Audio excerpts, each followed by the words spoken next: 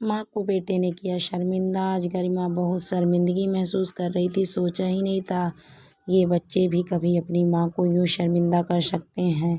बहुत हो गया पति और बच्चों पर आत्मनिर्भरता, अब खुद ही करना होगा। सोचते सोचते गरिमा कुछ पल पहले की बात सोचकर परेशान हो उठी थी। अरे वाह आंटी, आपको कार चलानी भी आती है। मेरी मम्मा को तो कुछ भी करना नहीं आता। आजकल सब ऑनलाइन शॉपिंग करते हैं, पर मेरी मम्मी वो भी करना नहीं जानती। शॉप पर जाएगी वो भी किसी को साथ लेकर। आप करती हैं ऑनलाइन शॉपिंग? संजय ने 1 महीने पहले पड़ोस में रहने आई काव्या को देखकर पूछ बैठा। हाँ बिल्कुल, मैं अपने सब काम खुद ही कर लेती हूँ। पति और बच्चों के चक्कर में तो कभी काम ही ना हो, इसीलिए अब हम औरतों को खुद ही काम करना सीख लेना चाहिए, गर्व से काव्या ने कहा। और सब लिफ्ट की ओर बढ़ गए। गरिमा को बेटे की बात सुन बहुत बुरा लग रहा था। आजकल के बच्चे जरा बड़े क्या हो जाते हैं ये भी भूल जाते हैं। उन्हें बड़ा करने और सब कुछ सिखाने में सीमा का हाथ होता है। घर आकर वो चुपचाप से अपना राशन का सामान समेटने लगी। बेटा जो माँ को स्कूटी पर लेकर बाजार गया था, चाबी होल्डर पर लटका मोबाइल लेकर व्यस्त हो गया। 12वीं की परीक्षा देकर वो कोचिंग जाने लगा था, तो उसे स्कूटी चलाने की परमिशन दे दी कि आने जाने में आसानी होगी। और गरिमा भी अब उसके साथ पास के बाजार चली जाया करती थी। मोबाइल पहले से ही पढ़ाई की ज़रूरतों को ध्यान में रख कर दे दिया गया था।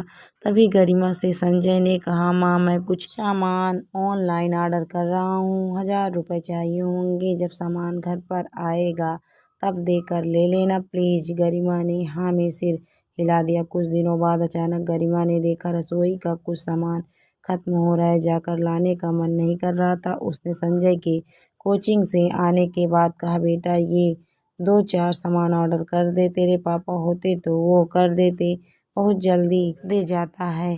कभी कभी मुझे भी बहुत आराम मिल जाता है। ओहो माँ, अभी तो आया हूँ कोचिंग से, 2 मिनट रेस्ट करने दो, फिर करता हूँ ऑर्डर। वैसे आप ये सब क्यों नहीं सीख लेती हैं?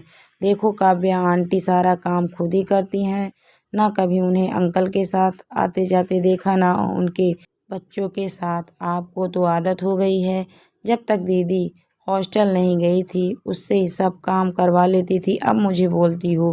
कल जब मैं भी चला जाऊंगा फिर क्या करोगी? पापा ऑफिस होंगे, ऐसे में क्या आप उनके आने का इंतज़ार करती रहोगी? खुद भी करना सीखो ना। कह संजय दोस्त का कॉल आ गया तो उसमें व्यस्त हो गया। गरिमा को उस दिन की शर्मिंदगी याद आ गई और बेटे की कही गई बात कहीं ना कहीं उसे चोट तो कर ही रही थी। वो अपना मोबाइल ली और ऐप डाउनलोड करने लगी, जिससे उसके पति और बच्चे सामान ऑर्डर किया करते थे। फिर सारी प्रक्रिया याद कर कर के वो अपना काम करने की कोशिश कर रही थी। तभी बेटे की एक बात याद आई, कूपन भी होता है कभी कभी, उससे भी पैसे कम हो जाते हैं। गरिमा ने वो भी खोज कर सब अच्छी तरह चेक कर ऑर्डर कर दिया। जब सामान आया संजय ने दरवाज़ा खोला। डिलीवरी वाले ने सामान देते हुए पैसे बोले, हाँ ला रही हूँ, कहते हुए गरिमा झट से पैसे देकर सामान ले ली। संजय आश्चर्य से देख रहा था। दरवाज़ा बंद कर बोला, कर ही रहा था ना ऑर्डर, पापा को बोलने की क्या ज़रूरत थी, बस आप डांट खिलवाना। अब मुझे पापा से नहीं कहा, खुद ही किया था। बहुत हो गया तुम लोगों पर आश्रित रहना। ऐसा तो नहीं है हमें कुछ आता नहीं है, बस जब बच्चे बड़े होने लगते हैं तो हम सोच लेते हैं वो अब समझदार हो गए हैं तो हमारा काम कर दिया करेंगे, पर नहीं, वो हमें बता रहे हैं खुद ही करना सीखो। लो भाई सीख लिया, अब ज़रूरत नहीं पड़ेगी तुम्हारी, खुद कर लिया करूँगी। गरिमा की आवाज़ थोड़ी सख्त हो गई थी। दूसरे दिन संजय की छुट्टी थी, वो देर तक सो रहा था। गरिमा बहुत दिनों से सोच रही थी पास के मॉल में सेल लगी है, एक बार जाकर देख आती हूँ, पर अकेले जाने से हमेशा बसती रहती थी, पर अब तो सब अकेले ही करना है। ये सोच वो घर से निकल गई। कुछ समय बाद संजय का कॉल आया, कहाँ हो माँ? उठकर पूरा घर छान मारा, मॉल आई हूँ, खाना रखा हुआ है, गर्म करके खा लेना।